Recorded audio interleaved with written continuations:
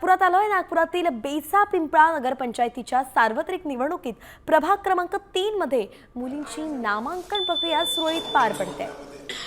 संबंधित प्रभागात महिला उमेदवारांचा उत्साह दिसून येतोय। कर्मचारी निवडणूक प्रक्रिया नियमांनुसार आता ही प्रक्रिया पार पाडताना दिसतात। प्रशासनाने सर्व सुरक्षा आणि व्यवस्थांची तयारी पूर्ण केल्याची माहिती आहे।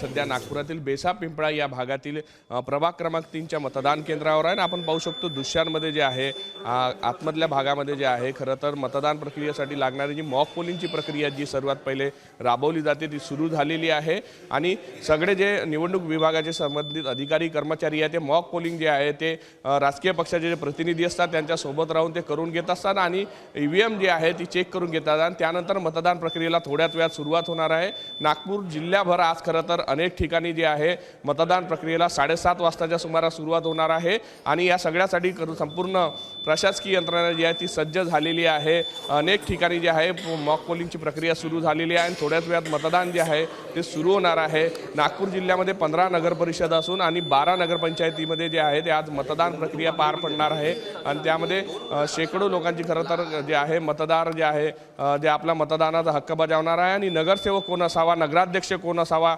यासाठी जे आहे आपलं मतदान करणार आहे। व्हिडिओ जर्नलिस्ट सौरभ बोलेसह पराग डोबळे, साम टीव्ही न्यूज, नागपूर।